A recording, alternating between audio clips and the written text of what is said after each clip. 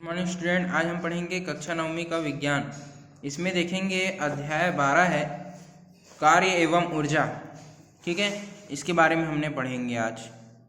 पिछले अध्याय में हम विज्ञान की कुछ मुख्य अवधारणा जैसे वस्तु की गति, बल के कारण गति, ठीक है, गति के नियम तथा गुरुत्वाकर्षण के बारे में चर्चा कर चुके हैं। कार्य एवं ऊर्जा भी विज्ञान की महत्वपूर्ण अवधारणा है जो अनेक प्राकृतिक घटनाओं को समझने के लिए उनकी व्याख्या करने के लिए मदद करती है। इस अध्याय में हम उनके बारे में ही चर्चा करेंगे। देखते हैं, हम दैनिक जीवन में कार्य तथा ऊर्जा शब्द का प्रयोग अनेक संदर्भों में करते हैं, जैसे वह खेत में कार्य करता है, वह बहुत ऊर्जावान व्यक्ति है आदि। किसी भी कार्य को करने के लिए ऊर्जा का आवश्यकता होती है। मनुष्य एवं मशीन भी कार्य करने के लिए ऊर्जा का उपयोग करती है, जैसे विद्यार्थी घर से विद्यालय तक की पहुंचने के लिए साइकिल चलाने में, पैदल चलने में अपनी ऊर्जा का उपयोग करता है। इसी प्रकार विद्युत बल्ब रोशनी देने के लिए क्या करता है, विद्युत का ऊर्जा का उपयोग करता है। ठीक है, उपयोग में क्या सोचेंगे हम, उपयोग में ली गई ऊर्जा कहाँ जाती है, क्या ऊर्जा के उपयोग किए बिना कार्य किया जा सकता है, इस चीज का हमने सोच विचार कर इस पर चर्चा करेंगे।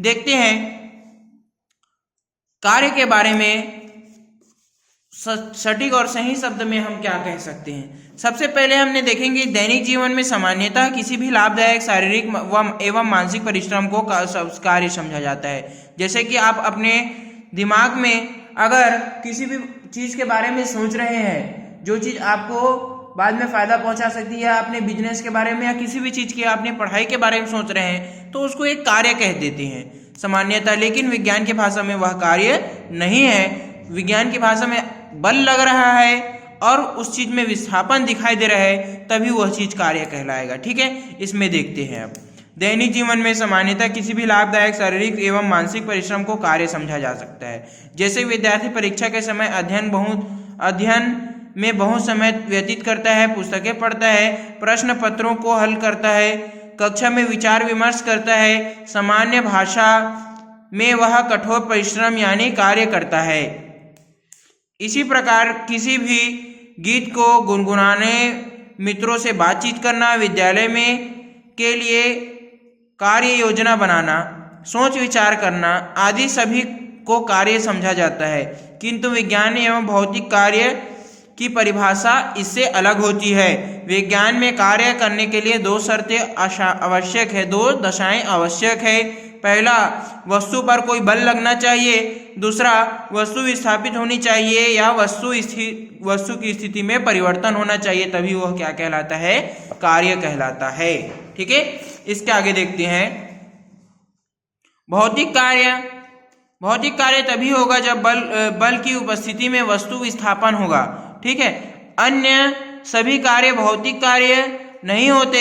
इसी प्रकार व्यक्ति का ऊर्जावान होना, वह विद्युत ऊर्जा अथवा उष्मा या गतिज ऊर्जा अलग अलग अवधारणा है। इस अध्याय में हम भौतिक कार्य एवं भौतिक ऊर्जा के अध्ययन करेंगे। ठीक है, इसके आगे देखते हैं भौतिक कार्य के उदाहरण।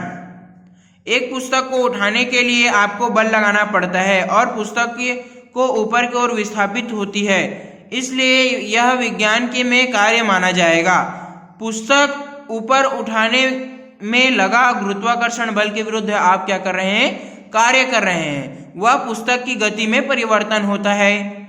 आइए दैनिक जीवन में उनके उदाहरणों पर विचार करते हैं जिन्हें हम सामान्य भाषा में कार्य कहते हैं। विद्यार्थी परीक्षा के समय कठोर कार्य करता है। चूंकि कार्य की वैज्ञानिक अवधारणा के अनुसार यह बल एवं विस्थापन की दशा नहीं है, अतः यह विज्ञान में विद्यार्थी इस कठोर परिश्रम को कार्य नहीं कहा जाएगा। ठीक है, इसी प्रकार गीतों को गुनगुनाना, विचार विमर्श करना आदि भी विज्ञान की दृष्टि से कार्य नहीं है। उदाहरण के लिए, यदि आप कुर्सी को 10 मिनट तक उठाकर रखें तो क्या आपने किया होगा वो कार्य है।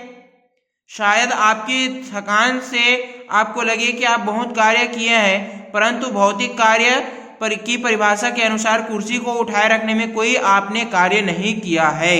ठीक है, यद्यपि कुर्सी को उठाए रखने के लिए आपने बल लगाया, पर कुर्सी में विस्थापन नहीं हुआ। चूंकि कुर्सी में विस्थापन नहीं हुआ इसलिए आपके द्वारा लगाए गए बल ने कुर्सी को पर कोई कार्य नहीं किया। ठीक है, आप जो बल लगाए हो कुर्सी पर कार्य नहीं किया। जैसे कुर्सी को उठाते समय कुर्सी की स्थिति में कुछ परिवर्तन हुआ, उस समय आपने भौतिक कार्य किया। उसके बाद वस्तु को उठाए रखने पर अतिरिक्त कोई कार्य नहीं किया। कुछ परिस्थितियों के बारे में देखेंगे। ये बच्चा जो है इस पत्थर को धक्का लगा रहा है, परंतु क्या होता है, ये पत्थर सरक रही है क्या? नहीं सरक रही है। इस पर बल तो लगा रहे हैं पर इसको विस्थापन नहीं दिख रहा है, अतः यह कार्य नहीं हो रहा है। बल तो लगा रहे हैं लेकिन कार्य नहीं हो रहा है। जैसे कि ये देखना, ये पेन है, ठीक है, इस पेन को मैं उठाने के लिए बल लगाया तो ये कार्य किया, मैं उठा रहा हूं, बल लगा रहा हूं, कार्य हुआ।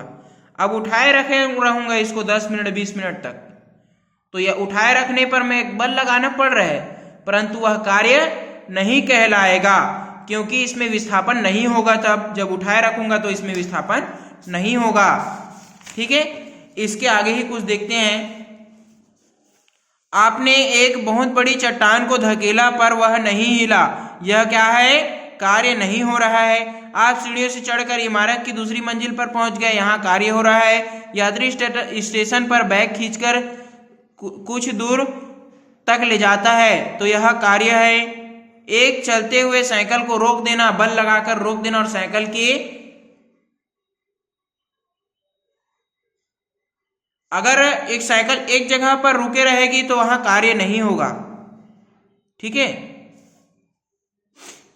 लेकिन अगर चलती हुई साइकिल को रोकेंगे तो रोक देना तो एक प्रकार से कार्य है, लेकिन अगर सिर्फ रुके रहेगा वो साइकिल तो उसमें कार्य नहीं हो रहा है। आपके बल लगाने से अगर उसमें कुछ परिवर्तन हो रहा है, उसकी स्थिति परिवर्तन हो रही है, तो वहां पर कार्य हो रहा है। ठीक है, अब देखते हैं।